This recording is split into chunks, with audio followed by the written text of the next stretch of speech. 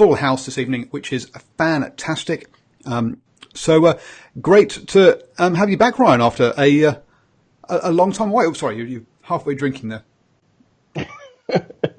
Sorry, just caffeine to keep me awake at this time of night. No, thanks for having me on. Cafe, I know. Got some rugby. Anyone from Moa that some would like to sponsor us, then lovely Moa beer for me. And Stephen, our kind of professional voice man from Radio Sport. How are you doing, sir? No, very good. Once again, an absolute privilege to be on your award-winning show. Award-winning? Wow, I'm not quite sure.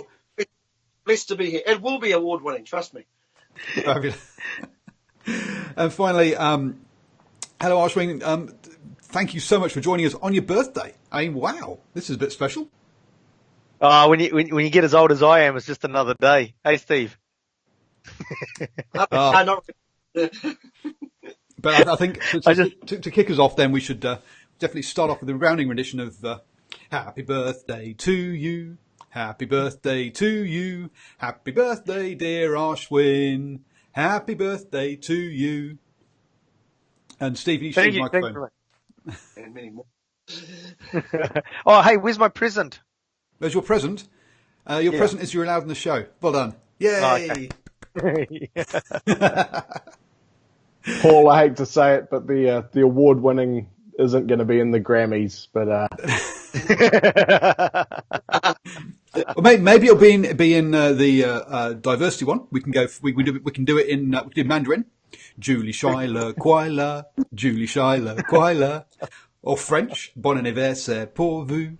And I'm sure one of you guys can do it in Maori for us. Oh yeah. Go, Steve. Thank you,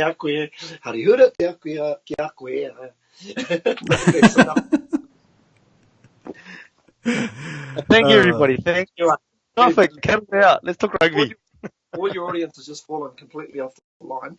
No, they're all saying happy birthday. So welcome. Thank you. We've got Unbiased Rugby. We've got Christian. We've got Jack all in the chat there. All very good.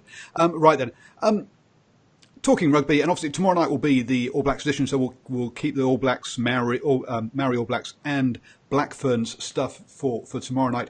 But tonight, I guess in some ways, that's the most important stuff that was happening was the Rugby World Cup qualification repechage. Did you boys see any of that? Enya, 65-19, picking up the try bonus point, and there. But the shocker was Hong Kong losing to Germany, 9-26. Ryan, were you guys covering this on the Tribe Sports app? Unfortunately, we didn't at the weekend, but I think we're going to look to cover the last two rounds and backfill the information from the weekend. To be honest, it kind of got lost in amongst all the other, internationals and stuff going on. I think, for the most part, Canada I would have them as warm favourites to advance from that, and certainly with the result from the weekend, it sort of played into their hands. If you look at the world rankings, they're actually ranked below Canada. But once you get outside of like a top 10 in any sport, I find those sort of rankings, they can give a bit of a false indication of strength of teams based on who they play and the other teams around them. Yeah, and who they have available to them at any one time. It's also a good point. Are you guys aware of the kind of the story behind Germany rugby and their billionaire backer who has apparently stepped back in? Well, he bailed out, and then when they got into the to this one, he said, "Oh, you can have another $300,000 just so that you can actually turn up to repechage because you haven't got enough cash to even do that." I was reading up a bit about it, and there's this they basically sort of went, well, you've got us here and we're in this repechage, but now we're stuffed, but you're the one that got us here. So he goes, okay, here's another 300, and I believe if they make it if they qualify, he's going to give them another $1 of cash as well. Well, I thought it was something like he would give them X amount if they could find 3 other people that would give the same amount. So they either got lots of cash or no cash. and they got a quality international coach. Oh, absolutely. That's where they went and spent their money. It was on Mike Ford. coming in. Now, if they do get to, I mean, how embarrassing would this be for World Rugby? Germany qualifies for the World Cup and then can't actually afford any coaches to go.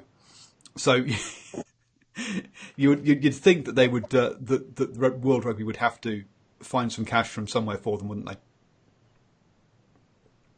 Well, you sort of think it should have achieved an objective in terms of German rugby if they are able to qualify for the Rugby World Cup.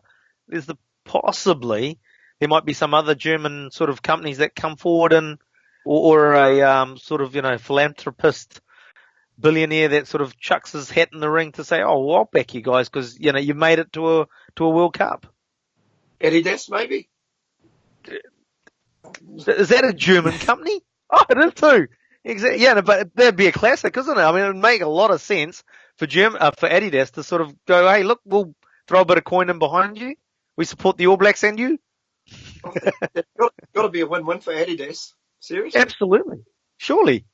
Well, isn't this one of these funny situations where Adidas and Puma are both in the same town, and they're originally run by brothers who used to work together, used to have a company together, and then split up. So Puma could back Germany to try and beat Adidas New Zealand.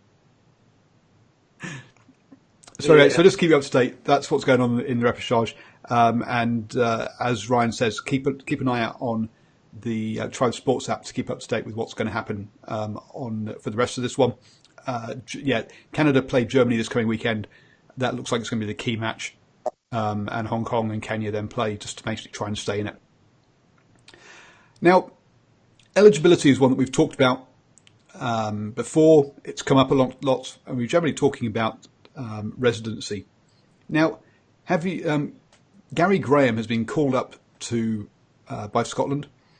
His dad he was born in Scotland. His dad played for Scotland, so it all sounds kind of legit and fine, and it is all within the rules.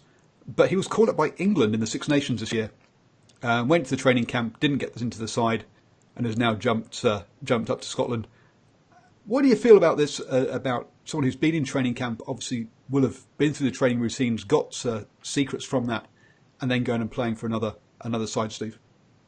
I haven't really got a problem with it because he hasn't officially represented England for starters. So in that case, it kind of makes it okay. Obviously, it's going to take a lot of knowledge across to Scotland, but I tell you what, I mean to say, if